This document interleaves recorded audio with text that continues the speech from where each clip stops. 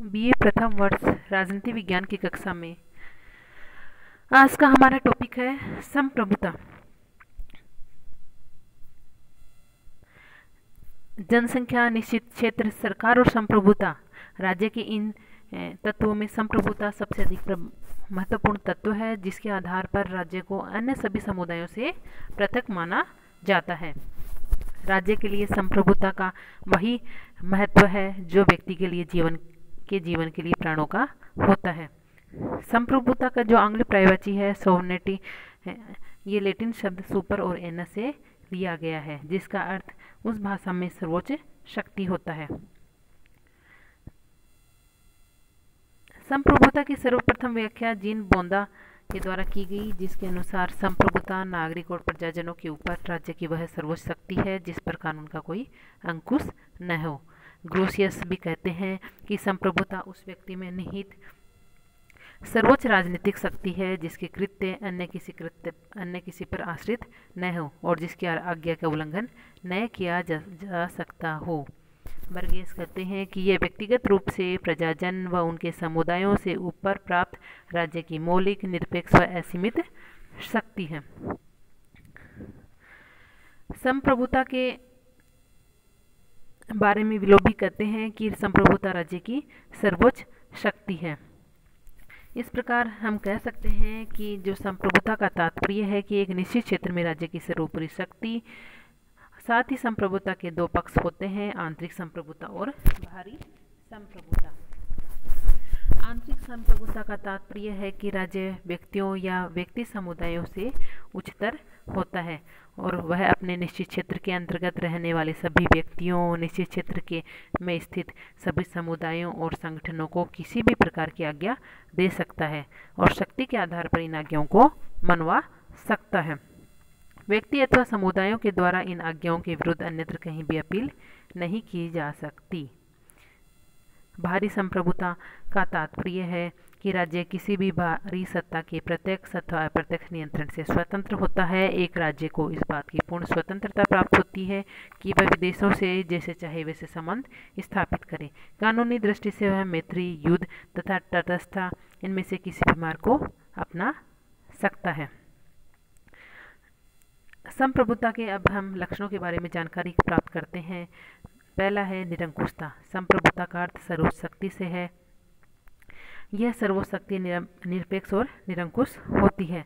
संप्रभुता आंतरिक और बाहरी दोनों ही क्षेत्रों में निरंकुश और सर्वोच्च होता है। आंतरिक क्षेत्र में संप्रभुता सभी व्यक्तियों और समुदायों पर नियंत्रण रखती है, शक्ति के आधार पर उनसे अपनी आज्ञाओं को मनवा सकती है एवं किसी के द्वारा भी राज्य की आज्ञाओं को चुनौती नहीं दी जा सकती है।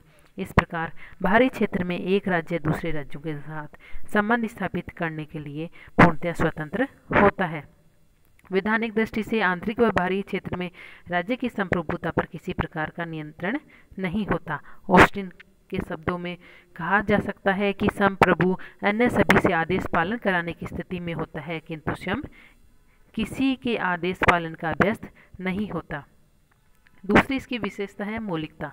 मौलिकता का अर्थ है राज्य की संप्रभुता मौलिक है, किसी अन्य सत्ता के द्वारा प्रदत्त नहीं है। यदि यह स्वीकार कर लिया जाए कि संप्रभुता प्रदत्त ही हो सकती है, तो यह भी मानना पड़ेगा कि इसे देने वाली सत्ता राज्य तथा प्रभु सत्ता से भी ऊपर होगी और अपनी दी हुई वस्तु को उसके द्वारा अपनी इच्छानुसार पालन वापस लिया जा सकेगा। संप्रभुता की तीसरी विशेषता है सर्वव्यापकता। इसके अंतर्गत राज्य के अंतर्गत स्थित सभी व्यक्तियों और समुदायों पर राज्य की प्रभुत्व शक्ति का नियंत्रण रहता है और इसमें से कोई भी संप्रभु शक्ति से मुक्त होने का दावा नहीं कर सकता। यदि राज्य के अंतर्गत किसी व्यक्ति विशेष या वर्ग विशेष को विशेषाधिकार प्राप्त होते हैं, तो इन विशेषाधिकारों का अस्तित्व राज्य की इच्छा पर निर्भर करता है। संप्रभुता की तीसरी विशेषता है स्थायित्व। ब्रिटिश संविधान में कहा गया है कि राजा मृत हो, राजा चिरायु हो की कहावत प्रचलित है। वह सरकार और संप्रभुता के भेद को स्पष्ट करते हुए बताती है कि संप्रभुता एक ऐसी संस्था के रूप में होती है जो कभी समाप्त नहीं होती। न केवल सरकारों के परिवर्तन वरन एक राज्य द्वारा दूसरे राज्य पर विजय प्राप्त कर लेने से भी संप्रभुता नष्ट नहीं होती, वरन विजित राज्य की प्रभुत्व शक्ति विजेता राज्य के हाथों में चली जा होती है। गार्नर कहते हैं कि स्थायित्वता से आशय यह है कि जब तक राज्य कायम रहता है तब तक संप्रभुता रहती है। प्रभु सत्ताधारी के मृत्यु अथवा अल्पकालीन पदच्युति या राज्य के पुनर्संगठन के कारण संप्रभुता का नाश नहीं होता।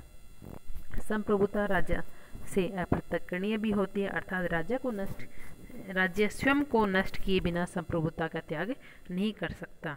संप्रभुता राज्य के व्यक्तित्व का मूल तत्व है और उसे अलग करना संभव नहीं है। जैसे कि गार्नर कहते हैं कि संप्रभुता राज्य का व्यक्तित्व और उसकी आत्मा है। जिस प्रकार का मनुष्य का व्यक्तित्व अदेय है, वह किसी को दूसरे को नहीं दे सकता, उसी प्रकार राज्य की संप्रभुता भी किसी अन्य को नहीं दी जा सकती है। जैसे लाइबर कहते हैं कि जिस प्रकार निज को नष्ट किए बिना मनुष्य अपने जीवन तथा व्यक्तित्व को अथवा कुछ वृक्ष अपने फलने फूलने के स्वभाव को पृथक नहीं कर सकता, उसी प्रकार संप्रभुता को राज्य से पृथक नहीं किया जा सकता। इसकी अगली विशेषता के रूप में हम अध्ययन करते हैं अनन्यता। इसका अर्थ है कि एक राज्य केवल एक ही प्रभु शक्ति हो सकती है जो विद्य रूप से जनता को आज्ञा पालन का आदेश देती है। एक राज्य के अंदर एक से अधिक प्रभु शक्तियों का अस्तित्व मान लेना, राज्य के भीतर राज्य की मान्यता को स्वीकार कर लेना और राज्य की एकता को भंग करना है। संप्रभुता के एक अन्य लक्षण है अविभाज्यता, अर्थात संप्रभुता पूर्ण है, उसे विभाजित करने का अर्थ उसे नष्ट करना अथवा एक से अधिक राज्यों की रचना करना है। अब हम स्वतंत्रता के विविध रूपों का अध्ययन करते हैं, जिसमें पहला है औपचारिक तथा वास्तविक संप्रभुता। औपचारिक या नाममात्र की संप्रभुता का तात्पर्य एक व्यक्ति या एक ऐसी इकाई से है जिसके पास सैद्धांतिक दृष्टि से संपूर्ण शक्ति निहित होती है, किंतु जिसके द्वारा व्यवहार में इस प्रकार की शक्ति का अपने ही विवेक के आधार पर उपयोग न किया जा सके। व्यवहार में इन शक्तियों का प्रयोग उनके नाम पर कोई अन्य व्यक्ति ही करे। इंग्लैंड का सम्राट इस प्रकार के औपचारिक संप्रभु का आदर्श उदाहरण है। सैद्धांतिक दृष्टि से इंग्लैंड में सम्राट ही संप्रभु है, किंतु वास्तविक संप्रभु पार्लियामेंट और मंत्रिमंडल है जो व्यवहार में सम्राट की संप्रभुता का उपयोग करती है। इसी प्रकार भारत में भी राष्ट्रपति को औपचारिक संप्रभु और संसद एवं मंत्रिमंडल को वास्तविक संप्रभु कहा जाता है। औपचारिक और नाममात्र की संप्रभुता का यह भेद संसदात्मक शासन व्यवस्था में देखा जाता है। इसकी अन्य रूप में वैधानिक और राजनीतिक संप्रभुता। एक राज्य के अंतर्गत कानूनों का निर्माण करने और उनका पालन कराने की सर्वोच्च शक्ति होती है और उसे वैधानिक संप्रभुता कहा जाता है। यह वह संप्रभु होती है जिसे न्यायालय स्वीकार करता है। वैधानिक दृष्टि से इस सर्वोच्च शक्ति पर किसी प्रकार का प्रतिबंध नहीं होता। वह धार्मिक निर्देशों, नैतिक सिद्धांतों और जनमत के आदेशों का उल्लंघन कर सकती है। गवर्नर कहते हैं कि विद्या प्रभुत्व वह निश्चित सत्ता है जो राज्य के सर्वोच्च आदेशों को वैध रूप से पूरा कर सके। वह सत्ता जो दैवी कानून, नैतिक सिद्धांतों और जनमत की उपेक्षा कर सके।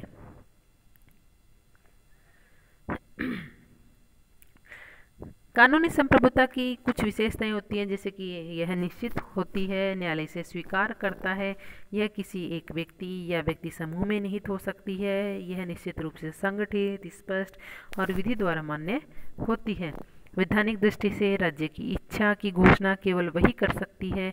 व्यक्तियों को सभी अधिकार कानूनी संप्रभुता से ही प्राप्त होते हैं। राजनीतिक संप्रभुता की प्रत्यक्ष प्रजातंत्री शासन व्यवस्था वाले देशों में वैधानिक संप्रभुता और राजनीतिक संप्रभुता में कोई अंतर नहीं होता, लेकिन जिस प्रकार का प्रतिनिधित्वात्मक प्रजातंत्र वर्तमान समय में विश्व के अधिकांश राज्यों में प्रचलित है, उसके अंतर्गत वैधानिक संप्रभु और राजनीतिक संप्रभु अलग अलग इकाइयां होती हैं। वैधानिक दृष्टि से इंग्लैंड में पार्लियामेंट संप्रभु है, किंतु वास्तविक रूप से पार्लियामेंट की सत्ता पर अनेक प्रतिबंध हैं। पार्लियामेंट जनता के कल्याण और उसकी इच्छाओं के विरुद्ध किसी भी प्रकार के कानून का निर्माण नहीं कर सकती, क्योंकि जनता पार्लियामेंट के सदस्यों को निर्वाचित करती है और उस पर नियंत्रण रखती है।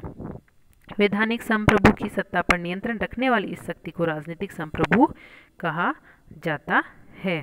डायसी कहते हैं कि जिस संप्रभु को वकील लोग मानते हैं उनके पीछे एक दूसरा संप्रभु रहता है और इस संप्रभु के सामने वैधानिक संप्रभु को सिर झुकाना ही पड़ता है और जिनकी इच्छा के को अंतिम रूप में राज्य के नागरिक मानते हैं वही राजनीतिक संप्रभु है।